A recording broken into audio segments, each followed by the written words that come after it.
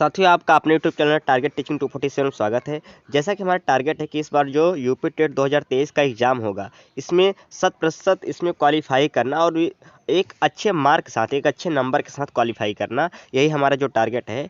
तो आज की सीरीज़ में हम ये जानेंगे कि हमें पहले तो जिससे हम किसी लक्ष्य को यदि हमको उस लक्ष्य को पाना होता है तो हमको पता होना चाहिए कि उसकी दूरी कितनी है, वो किस दिशा में है, तभी जाके वहाँ तक हम पहुँच सकते हैं। तो इसी हिसाब से जब हम टारगेट बना ही लिए हैं कि यूपी टेट 2023 को हमको इस बार क्वालिफाई करना है, तो एक बार हमको सरसरी नज़र में हमको ये पता करना है कि कौन-कौन से सब्जेक्ट होते हैं और कितने-कितने नंबर के आते हैं और कौन-कौन से सब्जेक्ट में कितने-कितने नंबर हमको अचीव करना है इस बार। तो आइए सीधे चलते हैं टॉपिक पे। यदि आप चैनल पर नए हैं और आप चाहते हैं कि यूपी टेट 2023 के आपको पल-पल की न्यूज़ हमारे इस चैनल के माध्यम से मिलता रहे, तो प्लीज़ आप इस चैनल को सब्सक्राइब करके हमसे जुड़ जाइए। आइए सीधे चलते हैं टॉपिक पे। तो जैसा कि हमारा टॉपिक है कि कौन-कौन से सब्जेक्ट कितने नंबर के होते हैं, यही हमको पता करना है। सबसे पहले यही हमको जानना है कि कौन-कौन से सब्जेक्ट होते हैं इसमें और कितने-कितने नंबर के होते हैं। तो इसमें हम दोनों पेपर को लेंगे, एक पेपर फर्स्ट को लेंगे भी, जिसमें क्लास 1 से 5 तक यदि आप टीचर बनना चाहते हैं, प्राइमरी टीचर, तो इसको लेंगे। एक हम ये जानेंगे यदि हम दूसरा पेपर देना चाहते हैं, यानी जो जूनियर वाला पेपर होता है, क्लास 6 टू 8, इसमें कौन-कौन सब्जेक्ट होते हैं। फिर हम दोनों जानेंगे किस प्रकार से हम दोनों तैयारी को एक साथ स्टार्ट करें। तो आइए सबसे पहले हम चलते हैं पेपर फर्स्ट पे। तो पेपर फर्स्ट क्या है, क्लास फर्स्ट टू 5th में कौन-कौन सब्जेक्ट आते हैं। तो इसमें कुल आप देख सकते हैं कि इसमें कुल जो है हम यहाँ पे कुल 5 सब्जेक्ट देखने को मिलता है। कुल एक पहला सब्जेक्ट ये होता है बाल विकास। पहला सब्जेक्ट क्या हो गया, बाल विकास। दूसरा हो जाता है भाषा प्रक्रम हिंदी। तीसरा भाषा द्वितीय और गणित और पर्यावरण अध्ययन। तो पहले जानेंगे बाल विकास को ही हम बोलते हैं सीडीपी। क्या बोलते हैं, बाल विकास को ही हम बोलते हैं चाइल्ड डेवलपमेंट। ये बाल विकास को ही हम बोलेंगे। तो ये आपका आता है 30 नंबर का। ये आपका क्या आता है, 30 नंबर का। और साथ ही आपका ये जो 30 नंबर का आपका ये प्रश्न देखने को मिलता है, आप यदि इस बार सीटेट का एग्जाम दिए होंगे तो आप देखे होंगे कि ये यूपी टेट क्या होता है, सीटेट क्या होता है, आपका कॉन्सेप्ट वाइज होता है कि जो एनसीईआरटी का पैटर्न होता है, पाठ्यक्रम होता है, वो कॉन्सेप्ट पे होता है। लेकिन बाल विकास किसमें जो है आपको जो प्रश्न पूछे जाएंगे यूपी टेट में, ये आपका फैक्चुअल होगा। यानी आपसे कोई कॉन्सेप्ट करके सिद्धांत नहीं पूछें, लेकिन ज़्यादा कुछ क्वेश्चन पूछ सकते हैं, लेकिन ज़्यादातर क्वेश्चन कैसे रहेंगे कि बताइए इस सिद्धांत को किसने प्रतिपादन किया था, इस सिद्धांत को किसने दिया था। तो डायरेक्ट आपको फैक्ट वाइज इसमें क्वेश्चन आपको देखने मिलेंगे। सीडी जो यूपी टेट का पिछले साल का पेपर का पैटर्न रहा है, तो पहला जो सीडीपी है ये आपका 30 नंबर का आएगा। यदि हम बात करेंगे हिंदी, तो पहला भाषा आपको 2 भाषा उसमें चूज करने पड़ेंगे, पहला भाषा और दूसरा भाषा। तो लैंग्वेज वन यदि आप हिंदी चूज करते हैं तो इसमें 30 नंबर का आएगा। और आप समझ लीजिए जो हिंदी के 30 नंबर आएंगे, आप सीटेट में कैसे आते हैं, सीटेट में आते थे 15 नंबर आपका आता था कंटेंट, यानी हिंदी जो ग्रामर होते हैं, संज्ञा विशेषण सर्वनाम, और 15 नंबर आते थे पेडागोगी, यानी आप भाषा से क्या समझते हैं, भाषा का अर्थ क्या है, उसका प्रयोग कैसे करेंगे। तो ये ऐसे करके 2 कंटेंट में डिवाइड होता था। लेकिन इसमें क्या है, आपको बिल्कुल भी केवल पेडागोगी 2 या 3 क्वेश्चन देखने को मिलेंगे। ज़्यादातर क्वेश्चन किस पे फोकस होते हैं, हिंदी ग्रामर पे फोकस होते हैं। हिंदी ग्रामर पे ही फोकस होते हैं। तो आपको ये भाषा प्रथम आप ये भी पूरी तरीके से आपको फैक्ट वाइज ही मिलेंगे, आपको इसमें कॉन्सेप्ट देखने को बहुत ही कम मिलेंगे। तो इस तरीके से जो दूसरा आपको भाषा जो पहला चूज करना पड़ेगा हिंदी, जिसका 30 नंबर का ये भी आएगा। ये 30 नंबर का रहेगा और हर एक क्वेश्चन 1 नंबर का रहेगा, यानी 30 नंबर 30 क्वेश्चन। इसमें जो आप अगर दूसरा भाषा आप अंग्रेजी भी चूज कर सकते हैं, उर्दू भी ले सकते हैं या संस्कृत, इन तीनों में से कोई भी एक लग सकता है, अंग्रेजी, उर्दू या संस्कृत, जिसमें आपको जो है भाषा सुविधा महसूस हो कि हाँ इसमें मैं बेस्ट कर सकता हूँ, जो आपको पहले से ही कुछ उसकी जानकारी हो।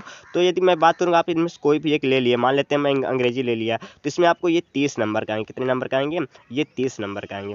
यदि मैं बात करूँ वैसे गणित का, तो गणित के भी 30 प्रश्न आएंगे, 30 नंबर का आएंगे। तो गणित का भी जो है, अब गणित का जो लेवल रहेगा आप समझ लीजिए, जो क्लास 6 टू 8 लेवल होता है, 8th लेवल तक जितने भी आपके गणित के लेवल होते हैं, जो आपके वनडे एग्जाम वगैरह में होते हैं एसएससी बैंक रेलवे में, वही सेम टू सेम गणित देखने को मिलेगी। इसमें भी आपको पेडागोगी देखने को नहीं मिलेगी।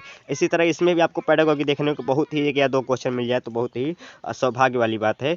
और अगर हम बात करें पर्यावरण अध्ययन, तो ये भी कितने का आएगा, 30 क्वेश्चन 30 नंबर का आता है। तो यदि मैं बात करूँ पर्यावरण अध्ययन का, तो पर्यावरण अध्ययन आप समझ लीजिए कि ये भी आपके वनडे एग्जाम के जो एसएसटी के क्वेश्चन होते हैं, हिस्ट्री, ज्योग्राफी, पॉलिटी, उससे से ही रिलेटेड कुछ कॉमन जानकारी, आपको सामान्य जो जानकारी होती है सामान्य ज्ञान की, वही आपको देखने को मिलेंगी। इस प्रकार हम देख सकते हैं कि इसमें 30 नंबर 30 क्वेश्चन, ये 30 क्वेश्चन, ये 30 क्वेश्चन, 30 क्वेश्चन, 30 क्वेश्चन, 30 क्वेश्चन, यानी कुल कितने हो गए, कुल आपके हो गए 150 प्रश्न आएंगे। और टोटल एक प्रश्न 1 नंबर का रहेगा, यानी 150 नंबर का आएंगे। 150 प्रश्न 150 नंबर के आएंगे। और यदि आप बोलेंगे तो 150 प्रश्न 150 नंबर के आएंगे। ये हो गया प्राइमरी का, यानी प्राइमरी में यदि आप यूपी टेट का एग्जाम देंगे तो 5 सब्जेक्ट रहेंगे, सीडीपी, हिंदी, अब अगर आप सेकंड लैंग्वेज इंग्लिश लेते हैं तो इंग्लिश, मैथ और अगला ईवीएस। इसको ईवीएस इसको ही बोलेंगे, पर्यावरणीय अध्ययन को ही क्या बोलते हैं, ईवीएस बोलेंगे। इस तरीके से 5 क्वेश्चन रहेंगे, सॉरी 150 क्वेश्चन रहेंगे, 150 नंबर करेंगे। ये तो हुआ आपका पेपर फर्स्ट का। अगर हम बात करेंगे पेपर सेकंड का, तो पेपर सेकंड में जो एग्जाम दिया जाता है क्लास 6 to 8 टीचर बनने के लिए, यानी कक्षा 6 से 8 जब जूनियर टीचर आप बनना चाहते हैं, टीजीटी वगैरह, तो उसमें जो है आप जो है ये एग्जाम को आपको देना पड़ेगा। तो आप ये आपके ऊपर डिपेंड है, आप ये भी दे सकते हैं, इसको छोड़ सकते हैं, या ये दे सकते हैं, या दूसरा दे सकते हैं, पहला छोड़ सकते हैं, या तो आप दोनों दे दीजिए, आपकी इच्छा। ठीक, चलिए। तो और पेपर जो भी होगा दोनों एक ही दिन होगा, एक फर्स्ट मीटिंग में होगा, एक सेकेंड मीटिंग में होगा, इस प्रकार से आपका एग्जाम होगा। तो आइए बात करते हैं पेपर सेकंड की। तो पेपर सेकंड में भी पहला क्या आएगा, पहला यही आपका जो इसमें था बाल विकास, वही पहला बाल विकास आएगा जो कि 30 नंबर का रहेगा। अगर हम बात करेंगे दूसरा भाषा प्रथम, तो भाषा प्रथम यदि आप हिंदी चूज करते हैं तो आपका हिंदी ही आएगा, 30 नंबर ये भी रहेगा। सेम उसी तरीके से रहेगा। इसमें भी जिस तरीके से हम देखते हैं कि कंटेंट ज़्यादा रहेगा, पेडागॉजी कम रहेगा, इसी प्रकार इसमें भी होगा कि आपको कंटेंट ज़्यादा देखने को मिलेंगे। अगर हम यदि आप दूसरी भाषा चूज करते हैं, अंग्रेजी, उर्दू या संस्कृत में से कोई एक, तो आपको कोई उसका भी 30 क्वेश्चन रहेगा। और यदि आप साइंस से हैं, साइंस स्ट्रीम से हैं, जैसे बीएससी आपने किया है, तो आपको जो है अच्छा, इन सब के 30 क्वेश्चन देखने को मिलेंगे। कितने हो गए टोटल, 90 क्वेश्चन हो गए। अब 90 में बचा कितना, 60 क्वेश्चन में यदि आप किससे हैं, यदि आप जो है आपने बीएससी किया, आपने क्या किया है, बीएससी किया है, तो ये 60 क्वेश्चन जो बच रहे हैं, 60 क्वेश्चन में यदि आपने बीएससी किया है तो 30 क्वेश्चन आपको आएगा साइंस से, जो सामान्य साइंस रहेगी, जो क्लास 10 तक साइंस होती है, बिल्कुल सामान्य, जो वनडे एग्जाम में पूछा जाएगा वही साइंस होती है। तो आपको 30 क्वेश्चन साइंस को देखने को मिलेंगे और 30 क्वेश्चन मैथ को देखने को मिलेंगे। इस प्रकार हम देखते हैं कि आप जो है इस तरीके से 60 नंबर टोटल हो गए। तो 90 ये यानी 30 ये आप देख सकते हैं, यानी 30 मैथ 30 साइंस देखने को मिलेंगे। यदि आप बीएससी से हैं तो मैं बात कर रहा हूँ, यदि आप बीएससी से हैं 30 आपको मैथ 30 साइंस देखने को मिलेगा। इस प्रकार टोटल कितने 60 नंबर इधर हो गए।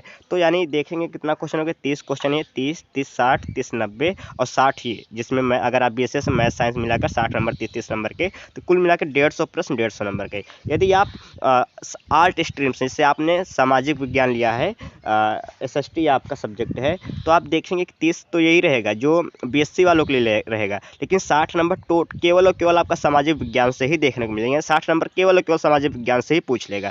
यानी इसमें भी देखेंगे, अगर आप बीएससी से रहेंगे तो इन दोनों सब्जेक्ट देना पड़ेगा, और आर्ट से रहेंगे तो आपको इस सब्जेक्ट देना पड़ेगा, सामाजिक विज्ञान को, 60 नंबर इसी क्वेश्चन को, नहीं तो आपको इन दोनों मिलाकर 60 क्वेश्चन देखने को मिलेगा। तो इस प्रकार देख सकते हैं, सामाजिक विज्ञान से आप तो 60 क्वेश्चन देखने को ये मिलेगा, 30 30 30 तो 90 60 पूरे 150 नंबर का क्वेश्चन रहेगा, 150 नंबर का और 150 प्रश्न रहेगा।